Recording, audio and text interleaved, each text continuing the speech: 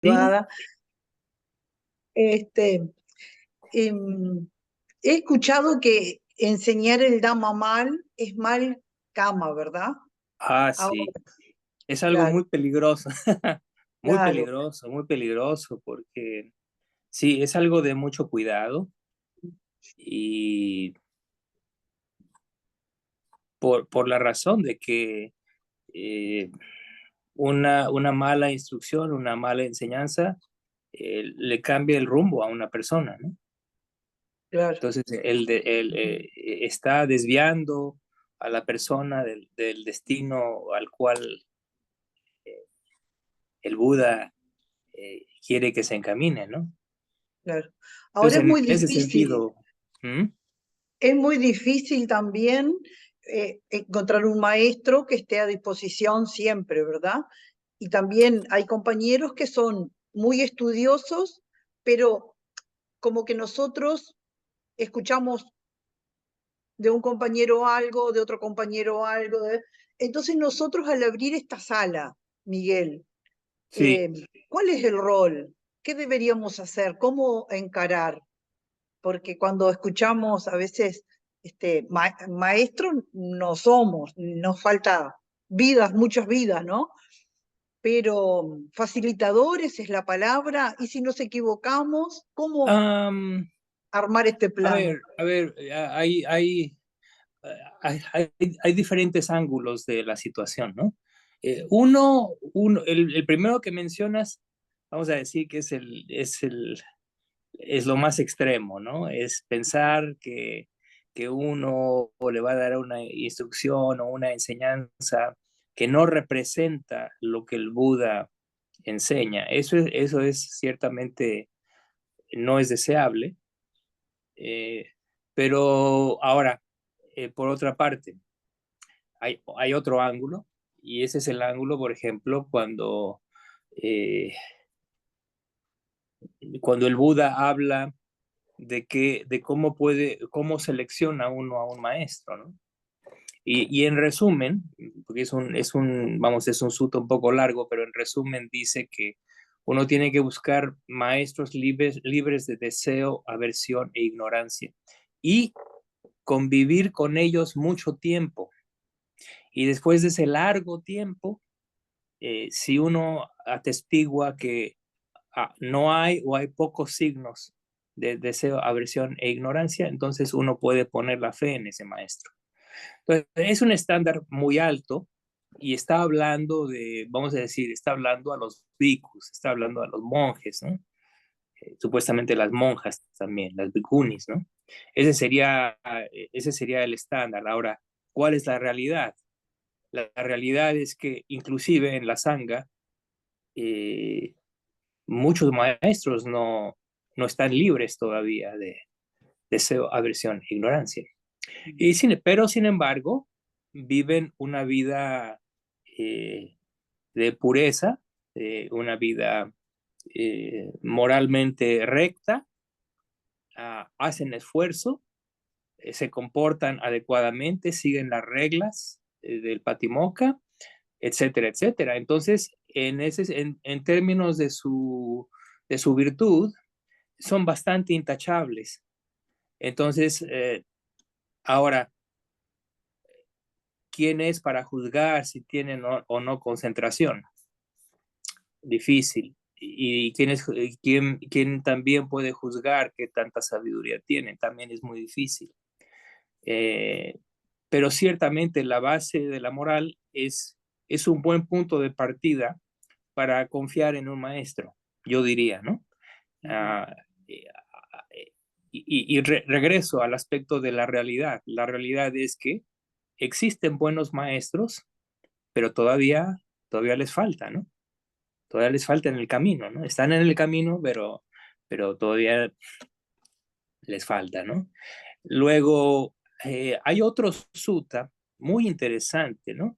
Y eso, por ejemplo, debe dar cierto ánimo a todos ustedes, porque como parte del camino, eventualmente ustedes van a tener que compartir el Dhamma también. Es inevitable. O sea, si ustedes se comprometen consigo mismos, ese compromiso interno, que es la base de la búsqueda espiritual, del trabajo espiritual, necesariamente va a tener ramificaciones hacia los demás. Eso es inevitable. Ahora, eh, eh, el Buda en otra ocasión habla de quiénes podrían ser dignos maestros del Dhamma, ¿no? Y lo que dice es una cosa muy interesante. Dice que el mínimo, el mínimo para considerarse un maestro, un facilitador, un transmisor del Dhamma, es una persona que es capaz de memorizar y entender un verso del Dhamma.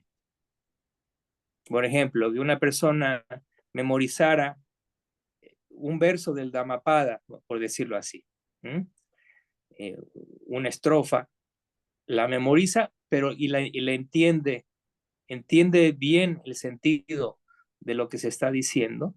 Dice, eso es suficiente para ser considerado un maestro. Si esa persona comparte con otra persona eso que sabe y lo explica, ese es el estándar mínimo para ser considerado un maestro o un facilitador, si ustedes quieren, del Dhamma, ¿no? Después dice el Buda, el siguiente viene siendo la persona que memoriza un discurso completo.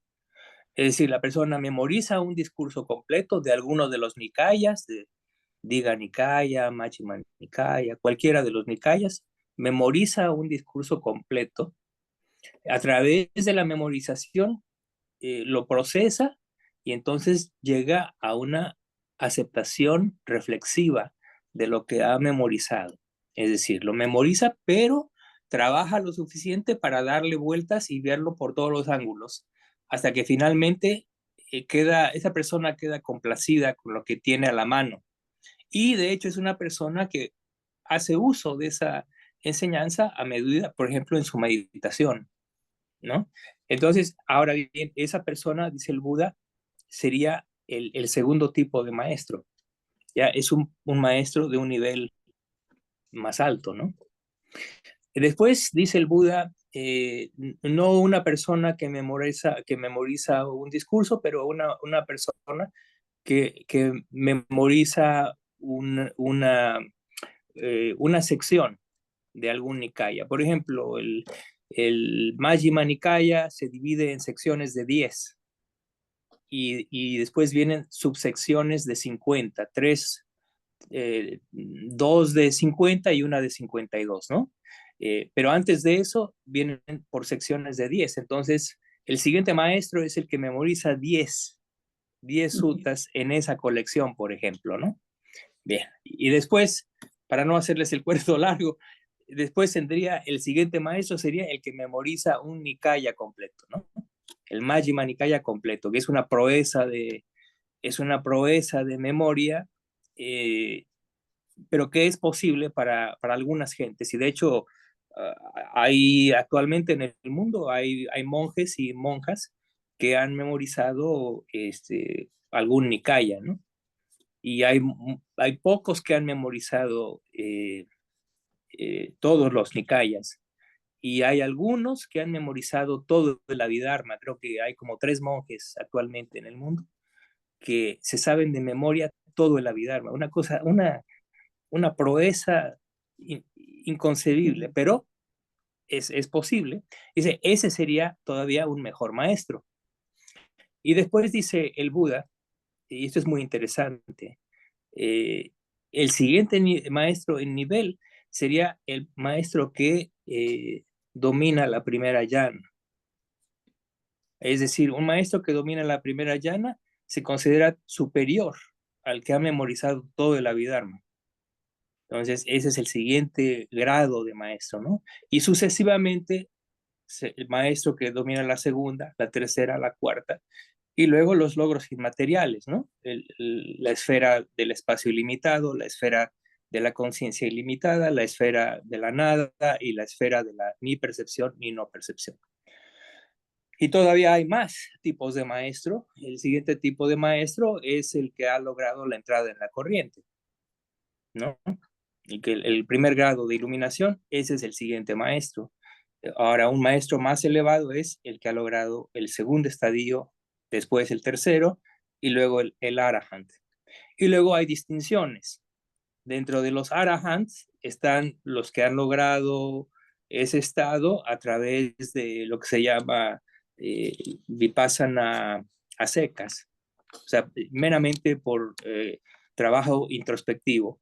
Y después hay Arahants que dominan las llanas y finalmente y todos los logros inmateriales. Y finalmente está el, digamos, el grado más alto, es aquel que es un Arahant y tiene todas las llanas, todos los logros inmateriales y tiene el triple conocimiento y además tiene todos los poderes supernormales. Entonces, el, ese sería en la actualidad el mejor maestro. Ahora, de esos, no sé, no sé, no sé, no sé, no quiero decir, no quiero decir algo incorrecto, porque no lo sé. Simplemente para satisfacer su curiosidad, les voy a platicar lo que una vez me dijo creo que ya les he platicado esta anécdota, probablemente, en una ocasión anterior les he platicado, pero se lo repito ahora, porque viene al caso.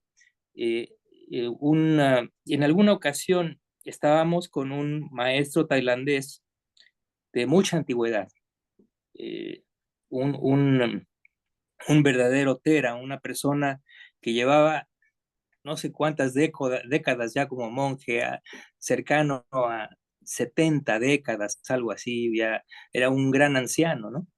Y le preguntamos, venerable señor, ¿cuántos, ¿cuántos arahants hay actualmente en Tailandia?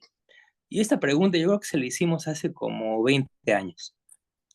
Y entonces cerró los ojos, se quedó pensando un rato y dijo, tantos como hay cerillos en una caja nueva de cerillos. Bueno, hay que, hay que saber que en Tailandia, en las zonas rurales, las cajas de cerillos son unas cajas más o menos grandes, bastante grandes, con cerillos de madera, son hechos con madera, con la punta de fósforo, y, y según calculábamos, esas cajas que son las conocidas en ese contexto, tenían aproximadamente como unas 70 cerillas, ¿no? 70 unidades. Entonces, si pensamos algo análogo, podemos pensar que en la actualidad solamente en Tailandia habría unos 70 arahants, que son bastantes, relativamente hablando. Eso solo en Tailandia. Ahora hay que ver Camboya, Vietnam, Sri Lanka, Sri que Lanka. tiene una población de monjes gigantesca, y Birmania, que también una población de monjes bárbara, ¿no? Entonces, podríamos en nuestra imaginación extrapolar y pensar cuántos arahants pudieran existir hoy en día. Ahora, de la misma forma, considerando esa población de arahants que es actual, dentro de ellos tendríamos que pensar, bueno, debe haber algunos que tienen el dominio completo, que tienen los tres conocimientos y que tienen los poderes supernormales. Debe haber algunos.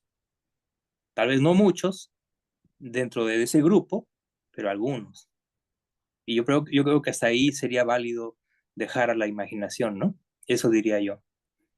Entonces, eso en términos de maestros, eh, pero hay otro factor, vamos, no solamente el logro espiritual, desde luego, es lo más determinante de la calidad de un maestro, por supuesto, pero también vienen otros factores como la facilidad de palabra, su presencia, cómo explica, sus antecedentes culturales también son muy importantes, ¿no? Eh, eh, es, es una persona que solamente ha vivido, por ejemplo, en una villa rural en las montañas de Tailandia, o es una persona que ha ido a universidades, etcétera, etcétera. Entonces, son otros aspectos. Eso a ciertos maestros les permite eh, expresarse con mucha diversidad de medios, ¿no? Mientras que los otros están muy restringidos en el sentido, a pesar de que puedan tener un logro superior a los otros maestros, ¿no? Y por eso actualmente encontramos todo tipo de, todo tipo de maestros, ¿no? Sí, pero repito, el mínimo estándar es una persona que conoce un verso, lo memoriza y lo puede explicar. Eso es suficiente para poder compartir. Si tenemos algo un poco más que eso, entonces hay más confianza, hay un poco más de confianza en que está bien lo que uno está tratando de hacer, ¿no? Compartir, porque al final de cuentas es la única motivación debe ser compartir. El Buda dice que es el acto de generosidad más elevado, ¿no? Compartir el Dhamma no tiene igual en términos de generosidad. ¿Por qué? Porque lo que se está dando es una ventana, una posibilidad a la iluminación, ¿no? Digo, no garantiza, pero abre la puerta. Ya a cada uno de nosotros nos corresponde pasar a través de esa puerta y trabajar y lograr lo que tenemos que lograr, ¿no? Pero eso en términos de maestros, ¿no? Miguel, Ujú. Miguel, el tocayo tiene una pregunta. Adelante, Miguel. ¿Qué tal, Miguel? Buenas noches, ¿cómo estás? Buenas noches. Con estos comentarios que vos hiciste me acordé de una anécdota que comentaba Ruti del Brahma Vihara, que cuando el venerable Usilananda estaba enseñando Abhidhamma, muchos se quejaban por la complejidad de la Abhidhamma y que era muy difícil. Entonces comentó que un día trajo, no sé si una o varias niñas de 14 años, que comenzaron a recitar el Abhidhamma Sangajá de memoria, en pánico. Entonces ella misma dice, fue un golpe a nuestro ego eso, porque Sí, realmente nos demostró que no es imposible, se puede. Obviamente que sí, van aprendiendo desde muy Claro. pequeños, ¿no? así es. Y yo, vinculado a eso, te quería hacer un par de consultas adicionales. Una, en los comentarios de Achan Yat, por ahí hay una frase donde dice que él declaró que un monje a los 5 años podría Ujú. alcanzar el estado de entrada a la corriente Sotapanna. Obviamente con mucho énfasis en el sila, como decía, en la virtud, ¿no? O sea que uno podría inferir o imaginarse que una buena parte de la población de monjes, por lo menos el primer grado de iluminación, lo consigue con la práctica, ¿no? Sí, Y sí. otra pregunta vinculada a esa Ujú. es, si bien los grados de iluminación o los logros espirituales no son explícitos de monjes a laicos, eh, cuando hay un abad, por ejemplo, a cargo de un monasterio, se entiende se sobreentiende, lo he escuchado por ahí, de que es gente que ha alcanzado, tiene ciertos grados espirituales, ¿no? Sí, sobre todo ahora, bueno, en Theravada, ¿no? En Mm. Theravada, y eso podría yo pensar en términos de la tradición de la foresta. Ahí sí podría yo poner mi mano en el fuego, como decimos en México, ¿no? Ah, y tal vez en la escuela birmana también eso podría ser muy, muy cercano a la realidad. Y partes de Sri Lanka, parte de la sangha de Sri Lanka, igual. Pero no sería una cuestión universal de todos los monasterios. Pero sí, ciertamente, si pensamos en esos, para que una persona sea un abad de un monasterio, si ese monasterio ha sido estable por años, es casi garantía de que la persona tiene, por lo menos es un sotapanna, por lo menos, sí, porque se requiere mucho para poder llevar un monasterio, no es una cosa, es una cosa muy difícil, ¿no? Nos damos una idea en la biografía de Ajahn Chah, da una idea de que no es una cosa muy, muy difícil y solamente con una persona que tenga mucha sabiduría puede manejar ese equilibrio entre la práctica de sus monjes o monjas y la interacción con los laicos y el gobierno, y etcétera, etcétera, ¿no? Entonces sí, eso aplica. Ahora, la cuestión de los 5 años, en la tradición de Ajahn Chah, desde que él todavía vivía, él básicamente determinaba que 5 años era lo mínimo para un monje en cuanto a entrenamiento básico. Entonces, básicamente establecía que a los 5 años ese monje ya, en general, nuevamente, hay variaciones personales, pero en general, ese monje a los 5 años ya podía tener su independencia, ¿no? Precisamente porque se considera que ya tiene el entrenamiento básico y ya está en una etapa en la que tiene una cierta madurez.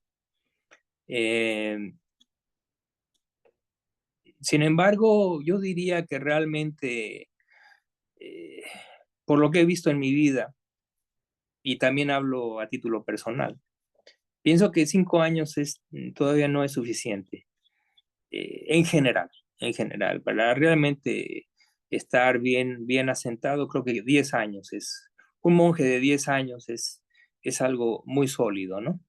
En general, nuevamente, porque a veces vemos que hay gente que deja la túnica después de 20 años de ser monje, ¿no? Sucede en esos casos, ¿no? Y de hecho, monjes muy prominentes, muy célebres, famosos, etcétera, etcétera, han dejado la túnica, ¿no? Eso no les quita mérito en todo lo bueno que hicieron y toda la enseñanza que dieron, etcétera, etcétera, ¿no? Pero se dan casos, ¿no? Se dan casos.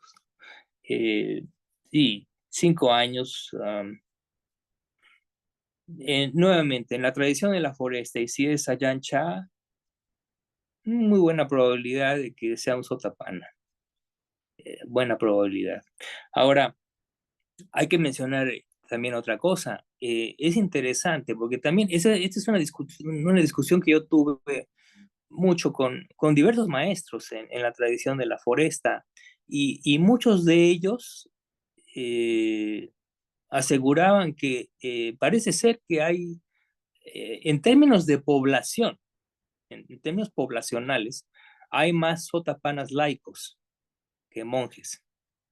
¿Sí? Porque la diferencia poblacional es gigantesca, ¿no? ¿Qué será? 50-1, no más. Entonces, por esa razón, simplemente una cuestión estadística, hay más sotapannas laicos que monjes, sí. Entonces, es algo que no es fuera de lo común. Hay sotapannas laicos, los hay, aquí, allá, ahí. Uh-huh. Miguel, Ya digamos que el siguiente nivel ya es más difícil, ¿no?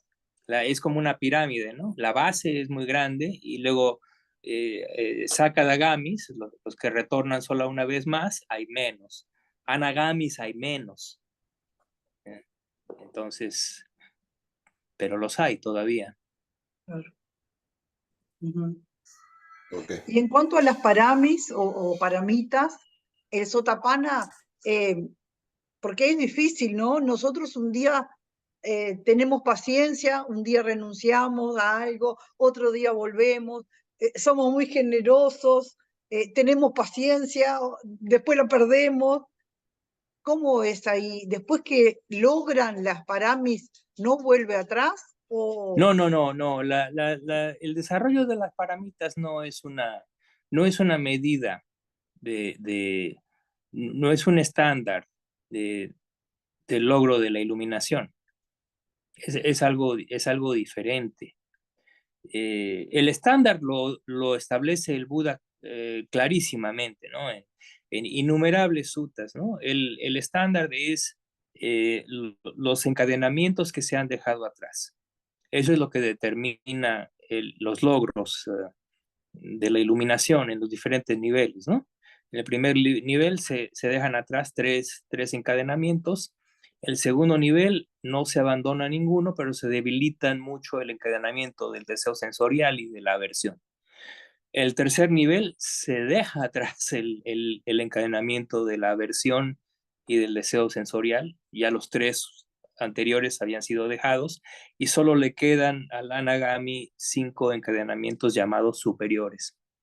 Y finalmente el Arhat es el que ha dejado atrás los 10 encadenamientos. Esa es la medida en términos de la doctrina del Buda, ¿no? Y lo que es aceptado en la doctrina Theravada, ¿no? Ahora, las paramis es una cosa interesante porque no es tanto un concepto Theravada, es solamente muy ocasionalmente se trata, ¿no? Uno lo ve, por ejemplo, en cuanto a por ejemplo, las historias Yataka, que son las historias de las vidas previas del Bodhisattva. El tenor es precisamente el desarrollo de las paramis, ¿no? En vidas anteriores va desarrollando tal o cual paramita, ¿no? Y da ejemplos en esa vida de cómo cultivó cierta cualidad espiritual, ¿no? Pero solamente eso. Ahora, sí es bien sabido que, por ejemplo, un Sammasambuddha tiene que, para lograrlo, tiene que haber logrado no solamente el desarrollo, sino la culminación del desarrollo, es decir, el desarrollo total de las 10 paramitas. Ahora, menos que eso, el requisito es, por ejemplo, eso es para un Buda. Un Pacheka Buda, que es el siguiente nivel que le sigue, inferior al Sammasambuddha, desarrolla las paramitas con menos tiempo. ¿Sí? No las desarrolla al grado de un Sammasambuddha y requiere menos tiempo para obtener ese logro. Y de ahí nos vamos a un Arahant. Y nuevamente hay diferentes tipos de Arahant. Por ejemplo, el que requiere más desarrollo de paramitas son los Arahants que en el periodo de un Buda son los discípulos con cierta prominencia espiritual, ¿no?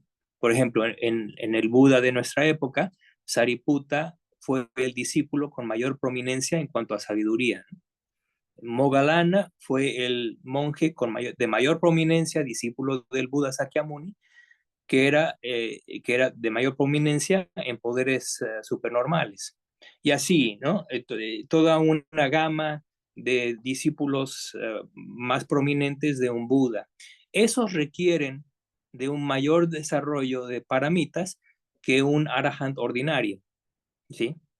Que no se considera un discípulo prominente de un Buda, ¿no? Eso es entendible. Y bueno, y si nos vamos hacia atrás, pues vamos aplicando el mismo principio.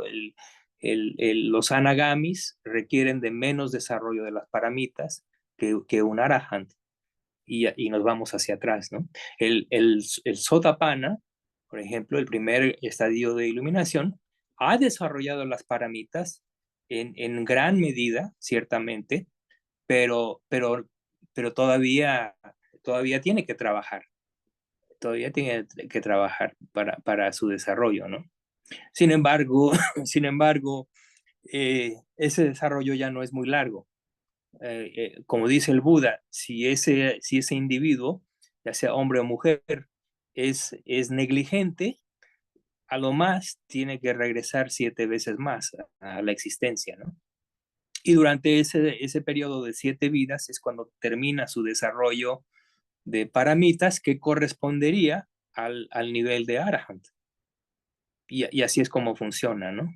Pero las paramitas en sí no son la medida del grado de iluminación. Ujú. Celia tiene una pregunta. Sí, adelante. Gracias. ¿Me escuchan? Sí, te escuchamos bien, Celia. Ah, ya. Gracias, Miguel. Una consulta. Entonces, un Sotapanna todavía podría mostrar aversión y claramente preferencias por algunas cosas y personas. Así es. Todavía, Mm, todavía expresa, por decirlo así, del deseo, la aversión y la ignorancia. qué interesante. Sin embargo, hay que recalcar que en cuanto a ignorancia, ya es poca la que queda en un Sotapanna, ¿no? ¿Por qué? Porque por definición el Sotapanna ya tiene entendimiento correcto. Entonces, por eso se le llama en Pali un Seka, una persona que está en entrenamiento, que no ha concluido el entrenamiento y a pesar de que tiene entendimiento correcto, eh, todavía tiene que desarrollar suficiente sabiduría para lograr lo que se conoce como um, um, conocimiento correcto y liberación correcta. Es decir, ese conocimiento correcto y liberación correcta se logra solamente hasta la etapa del Arahant.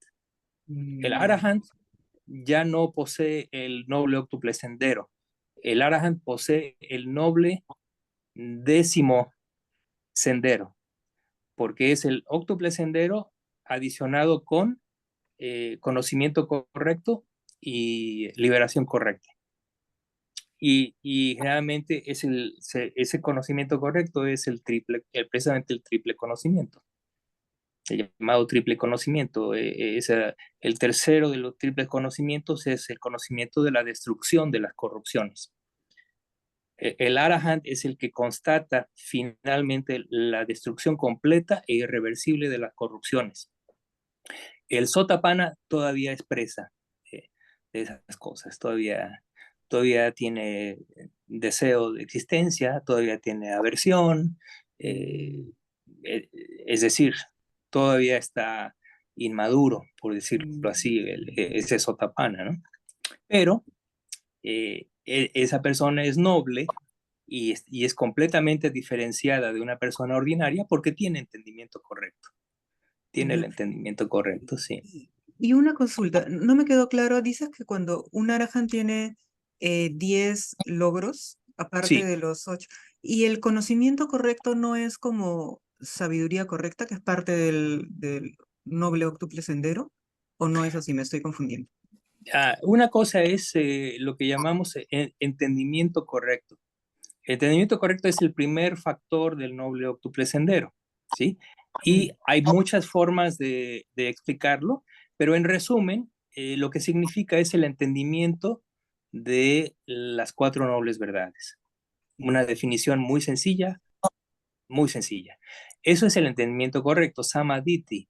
Ahora, el conocimiento correcto del Arahant, que es el factor número 9, es lo que se llama el triple conocimiento, es el conocimiento de esa persona, tiene conocimiento de sus vidas pasadas, de cierto número de vidas pasadas, y tiene lo que se llama el ojo divino, a través del cual él puede, si dirige su mente así, puede determinar el destino de los seres a los que su mente les ponga atención, y ese es un cierto conocimiento específico, pero el más trascendental es el tercer conocimiento, que es el conocimiento de la destrucción de las corrupciones, es decir, esa persona sabe, ve directamente, conoce perfectamente el hecho de que ha abandonado en forma irreversible todo deseo sensorial, todo deseo de existencia y toda ignorancia. Ese es el tercero de los triples conocimientos. Entonces, es diferente, eso es diferente que el mero entendimiento correcto, ¿sí? Y la liberación correcta es el 10º factor, que es ya la liberación en la que se logra el nirvana, se logra de lleno, ¿sí? Los estadios anteriores, hay un símil muy interesante, es muy fascinante. No recuerdo si este símil viene de los comentarios o lo dio el Buda, no lo recuerdo. Lo que sí recuerdo es el símil. Ahí dice que el Sotapanna es como una persona que ha estado viajando, caminando en la oscuridad, en una tierra desconocida y está caminando en la oscuridad y no ha tenido una buena idea de la dirección en la que va, pero ha estado caminando y se topa con toda clase con maleza, con árboles, con zonas boscosas, con zonas desérticas, a medida que va caminando en la noche, pero el Sotapanna es como aquella persona que en un momento dado alza la vista y puede ver digamos, gracias al resplandor de la luna, puede ver el horizonte, y ese horizonte tiene una cierta luminosidad, de manera que ese horizonte se puede ver el perfil. Vamos a decir que esa luminosidad es nirvana. Esta persona todavía está muy lejos del horizonte, ¿sí? Todavía tiene que caminar muchísimo, pero a diferencia de su situación anterior, que estaba completamente perdido, ahora sabe la dirección del horizonte y camina hacia el horizonte. De manera que sabe que a medida que se aproxime más al horizonte, y generalmente en el símil se habla de la cima de una montaña, ¿no? Puede ver el horizonte como una montaña y sabe que tiene que subir esa montaña para llegar a Nirvana. Bueno, ese es el Sotapanna. El Sakadagami es decir, el siguiente nivel de iluminación, es como la persona que ha subido a la montaña, ¿sí? Ha llegado a la cima de la montaña y es capaz de ver una ciudad en la noche que está completamente iluminada. A lo lejos, después de las faldas de la montaña, hay una ciudad que está completamente iluminada y la puede ver directamente. Esa es la analogía para el Sakadagami. Y después el Anagami, es decir, el tercer estadio de iluminación, es como la persona que baja del otro lado de la montaña y llega a las puertas de la ciudad y se para en la puerta de la ciudad, ¿sí? Ese es el Anagami. Y finalmente se dice el Arahant es como la persona que pasa a través de la puerta y camina al centro de la ciudad. Ese es el logro completo de Nirvana. Esa es lo que se llama la liberación correcta, en términos de lo que hemos estado diciendo, de estos 10 factores, ¿sí? Por eso el símil, por eso les doy el símil, ¿no? Pero es un símil muy, muy ilustrativo, ¿Están los ¿no? sutas? Lo malo es que llevo años conociendo este símil y no recuerdo si es parte de los comentarios o está en algún sutta menor, como en, no sé, a lo mejor en Angútara o algo así. No lo recuerdo, desgraciadamente. No importa, pero Pero súper el bueno, símil, ¿ah? Sí, es muy independientemente bueno. si es parte de los Nikayas o es comentario, es un buen símil, es un símil muy, muy adecuado, ¿no? Nos da Sí, una idea, ¿no? De lo relativo que hay en términos de estos logros, ¿no? sí, perfecto. Ok, muchas gracias, Miguel. Ujú.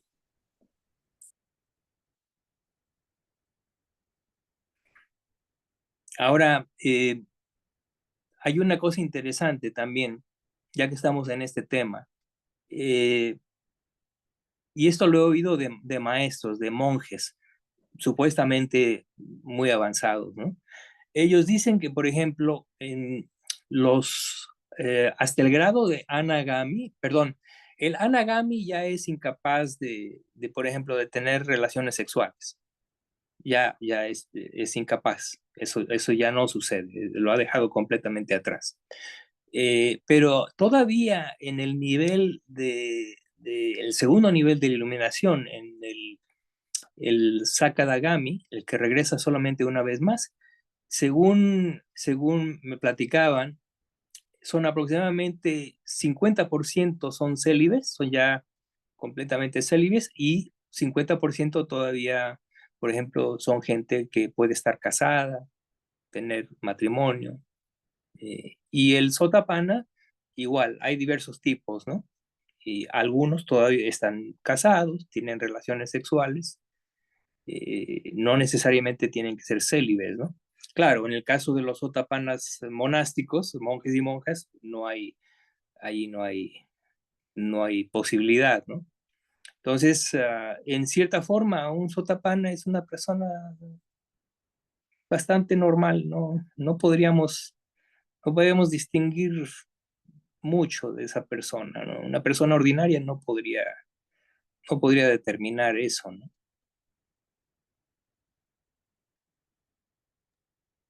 Marisol tiene una pregunta. Adelante, Marisol. Gracias. Hola Miguel, buenas noches. ¿Qué tal? Buenas noches.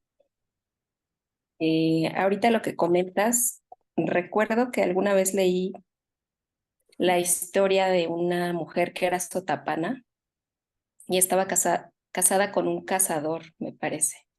Así La es. historia que recuerdo era como que, y creo que tuvieron 3 hijos y los hijos también eran cazadores. Y a mí Es me llamó correcto. mucho la atención porque dije, ay, pues digo, si esa persona ya tiene ese logro, ¿cómo pudo relacionarse con alguien que transgrede el precepto, el primer precepto? Entonces, no sé si nos pudieras comentar algo al respecto. Sí, sí, esa es una historia muy conocida en el canon.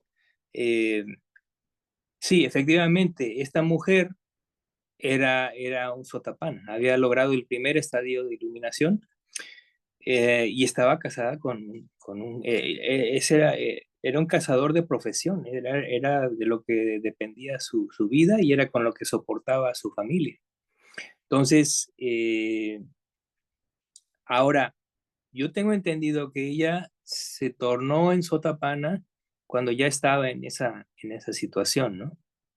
Ahora, desde luego, inclusive se dice que esa mujer, como parte de sus obligaciones, digamos, dentro del matrimonio, o como parte del rol que le correspondía, por lo menos sabemos que históricamente las cosas eran un poco diferentes que actualmente, ¿no? Entonces, su rol era, entre otras cosas, asistir a su marido con todos los implementos que necesitaba para salir a la cacería. Entonces, ella misma le daba el arco y las flechas.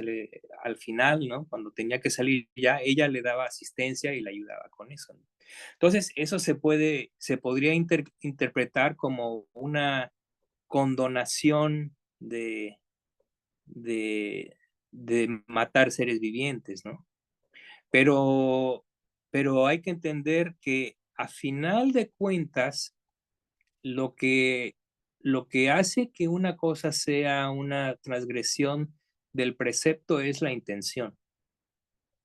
Entonces, en ese caso, esta persona estaba completamente libre de intención de que se mataran seres vivientes, ¿sí? Y sabía perfectamente que no, su circunstancia era tal que no existía otra posibilidad para la manutención de su familia, de ella misma y de sus hijos, ¿no? Entonces, en ese sentido, eh, se vio obligada a hacer un compromiso, una especie de compromiso, ¿no? De la cual no podía salirse. Pero el hecho era este, que su mente no estaba perturbada por ese hecho, porque, repito, no albergaba, en ningún momento albergó la intención de tomar la vida de otros seres, ¿no?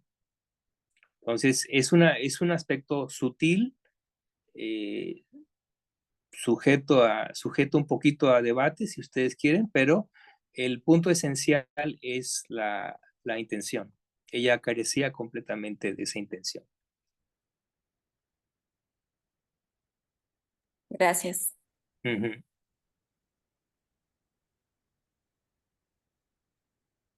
Miguel, de vuelta, creo que tenías una pregunta. Sí, Sí, adelante.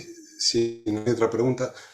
Vinculado al tema de los símiles, Miguel, creo que en algún momento diste el símil del puercoespín que entra en una especie de túnel, Sí, pero no, te quería preguntar si estaban los sutas y no sé si todos lo recuerdan ese símil, pero me pareció muy interesante, ¿no?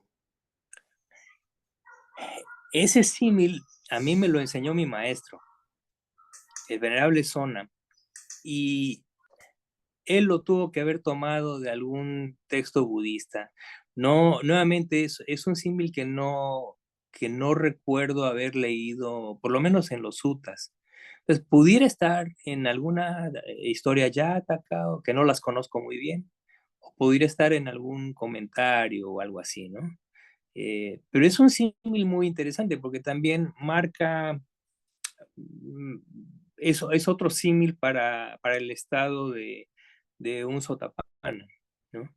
De una persona que ya no puede revertir a a la forma ordinaria de pensar o de ver la realidad de una persona ordinaria, ¿no? Y el símil es muy sencillo, es acerca de un puercoespín que nace y crece en una, ¿cómo se llama? Un desagüe, ¿cuál es la palabra en español? A donde va todas las aguas negras. Bueno, vive en ese ambiente toda su vida y en un momento dado, merodeando por ahí, se acerca al tubo del desagüe. Es un tubo y le da mucha curiosidad y se asoma y al asomarse se da cuenta de que muy a lo lejos, en el otro extremo del tubo, es un tubo larguísimo, hay una pequeña luz. Y entonces se regresa a su madriguera y se queda pensando, ¿no? Esa percepción no lo deja en paz y nuevamente regresa, se vuelve a asomar, ahora se queda más tiempo viendo y nuevamente por segunda vez regresa a la madriguera, no puede dormir toda la noche con la curiosidad y finalmente decide que al siguiente día va a ingresar al tubo, se va a meter y va a averiguar qué es lo que hay en el otro extremo del tubo. Entonces así lo hace al siguiente día y entonces empieza, desde luego, su cuerpo apenas se ajusta, ¿no? Está muy constreñido, muy apretado, entonces con dificultad camina hacia adelante, ¿no? Eh, y entonces empieza a caminar hacia donde está la luz y en un momento dado se da cuenta de que se está cansando y se da cuenta que está muy lejos esa luz y que definitivamente no va a poder llegar en un 2x3, sino que es una travesía muy larga. Cuando se da cuenta que es una travesía muy larga, en ese momento su mente hace que quiera entonces retroceder y irse de regreso a su madriguera. Pero el hecho de que es un puercoespín le impide retroceder, ¿no? Porque las espinas están exactamente a contracorriente de la dirección hacia la luz. Entonces, en ese momento se da cuenta de que no puede que la única cosa que puede hacer es ir hacia adelante. Ya no hay opción de ir hacia atrás. Y entonces, no obstante, qué tan fatigoso va a ser, qué tan largo es el trayecto, qué tan inmundo es es el trayecto, ¿sí? Porque es un tubo de desagüe. No le queda otra más que hacer un grandísimo esfuerzo y llegar al final. Entonces, nuevamente, es una analogía buenísima para la persona, el practicante, que en un momento dado se da cuenta de la situación, se da cuenta del sufrimiento en que estamos realmente inmersos, se da cuenta de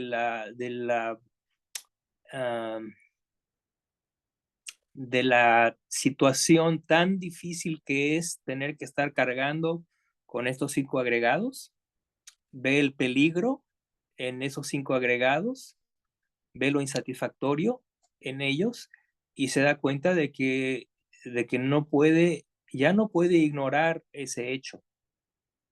No puede, es imposible que esa persona se engañe a sí misma. Puede engañarse a sí misma por un periodo de tiempo, pero eventualmente regresa a sus 5 sentidos, como decimos, y sabe que no puede ignorar la vía, ¿no? No puede ignorar las 4 nobles verdades, es imposible. Esa persona es un sotapán, es un sotapana. Entonces, igual que el pobre puercoespín, le queda mucho todavía y el objetivo está lejos, pero ya está en el tubo. Entonces, en cierta forma, ya está asegurado todo, todavía va a tener mucho sufrimiento, pero como dice el Buda, él daba un símil también, decía el sufrimiento, monjes, ¿qué piensan que es más sufrimiento? Perdón, monjes, ¿qué piensan que es más? ¿Este grano de arena que tengo en la uña de mi dedo o el Himalaya? Venerable Señor, es obvio, es claro que ese grano de arena en la punta de su dedo es infinitamente menor que el Himalaya, ¿no? Y dice, de la misma forma, el sufrimiento que le queda todavía por experimentar a un sotapana es como ese grano de arena comparado con una persona ordinaria. Así. Entonces, la condición de sotapana es algo,